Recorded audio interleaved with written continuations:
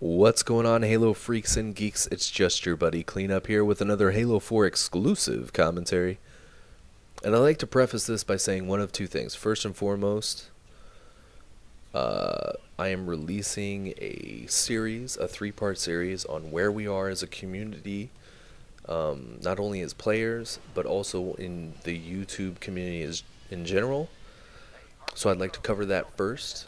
Two, if I mention you by name, or if you think I'm talking about you by name and I'm calling you out, before you come at me, take a look in the mirror and realize that I'm calling you out because what I'm saying is true. So it's not, you don't need to come at me. This is true. It's a known fact. So don't come at me for any of this. And where we are as a community, I think to understand where we are right now and kind of where we're going in the future, I think it's very important to understand where we came from. And Halo on YouTube, I believe, started with Halo Reach. Correct me if I'm wrong. There were some montages for Halo 3 and Halo 2, but for all intents and purposes, it got bigger YouTube-wise during Halo Reach. You know, you had channels like BBK and Toast Bomb and Halo Reach Tutor and Halo Follower. But that was like kind of before my time. I came in at Halo 4. I came in right around MLG Dallas. I got passes to the event. I went to it. I competed in it. It was very fun. I got to meet pros, all the old pros. I got to meet them. There was so much hype around the game. Halo 4 started out so good. It started out great, in fact. I got to shake hands with Walshy. It was really great seeing him. The last time I saw him was in a mall in Michigan doing a charity event with Tots. So yeah, that was pretty cool. But it almost seemed like MLG Dallas the crowd was bigger than some Halo 2 events that I went to.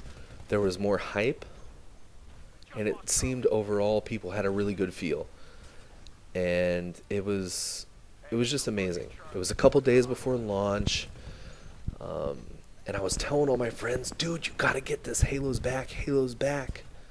You know, and I was so sure that people would take my ideas and just like kind of roll with it, and you know, Halo would be on top again, or at least, you know, share a part of the spotlight.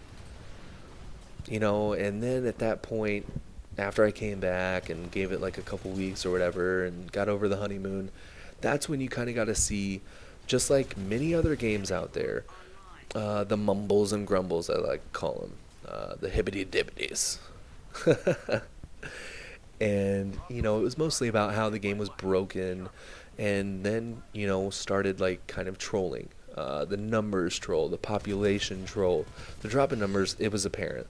Man, some of this could have been because of Black Ops 2, which was released like exactly a week later. And it could have been because of the new gameplay in Halo. You know, people didn't want to accept the new 343 Halo, so they casted it off. And then some couldn't adapt to it, like they got a little bit older and they just kind of wanted to give campaign a try, and then after that they stopped. At this time I kind of went with the idea that this is all we have, man. This is the most current Halo. This is what we have to live with, so why not make the best of it and create some really good memories with new people? And so I rolled with it, and I started creating Halo 4 content. This was a really great time for me. It was a new brand of Halo. I accepted it. I left everything else behind, and it was great. Behind the scenes in YouTube, there were kind of like teams or alliances forming. You know, the first one was the Naval Council, and then Beyond. Okay, and these two were kind of jockeying for position and fighting kind of like a power struggle for first place. for subs behind Halo Follower, which nobody's catching up to him because he's impossible to pass at this point. It was then that we kind of saw the first batch of what minions could do inside the Halo community. And I'm not saying that the Halo Council didn't deserve anything that they got, but, you know, it is what it is. And I'll call it out. I'll just say it. Beyond was out for THC. Period. End of story. They helped tear it down, and then they just moved on. And this was the first initial rift within like the Halo YouTube community and the start of what I call a very negative time for Halo. Because shortly after this forced fall of the Halo Council, there were numerous videos, just video upon video of what needs to be fixed, how bad and uncompetitive Halo 4 was. You know, players rumbled a little bit about it. But most of that was behind closed doors because I think the biggest channel was Ninja at that point, and he really didn't voice his opinion until after he was done with Halo 4. So, you know, instead of taking like some of the negatives and just rolling with it, much like I did, most of the community decided to bitch and bitch and bitch. All the big channels. This game sucks. This is what it needs. This is all I'm familiar with. Whatever. It goes on. But I'll tell you what. I will give Beyond credit. I will. Beyond Entertainment, I will give you credit at this point. Because you did something that not a whole lot of people in life get the chance to do or are able to do. And what happened was they stepped on the throats of their adversaries for subs. Like they saw that THC was at a weak point, and in order to gain subs, they just stepped right on the throat. Because it's a fight for number one, and they wanted to make sure that they were first. And it worked for them. It did. They have a lot of subs, a rabid fan base, as I like to call it. And I'm sure it'll continue with Halo 2 Anniversary and Halo 5, whatever it may be. But at the same time, this action divided a community. It did. It divided the community even more so than where it was at before. Because people saw this, and they didn't know what to do about it, and how to feel about it. And they didn't know kind of how to voice their opinion about it. Because of the rabid fan base involved and the rapid growth of Beyond. If you argued with like a sub, or if you argued with somebody in a forum or in the comment section of a video, it almost seemed like they attacked you. And sometimes it would get even worse than that. It would seem like a sub would attack your channel with dislikes or constant negative attention, other things like that. And I'll go 50-50. I'll see it 50-50 right down the middle. Half of it's Beyond fault, half of it is the sub's fault. Beyond, I'll tell you this, Beyond is not responsible for their subbase. They are not responsible for policing what their subbase does. However, at the same time, they can call off the dogs if they know that something's getting a little feisty. Anyway, moving on. Next we saw kind of like the decline in coverage from Halo YouTubers in general. Okay? Some of them didn't cover because of life events or school or other things like that. People like BBK, Crouching Spartan, all these people didn't upload simply because of life. Other people, like channels based around money, which isn't a bad thing. I don't want to make it seem like that, okay? If you're in YouTube to make money, then that's fine. That's your thing.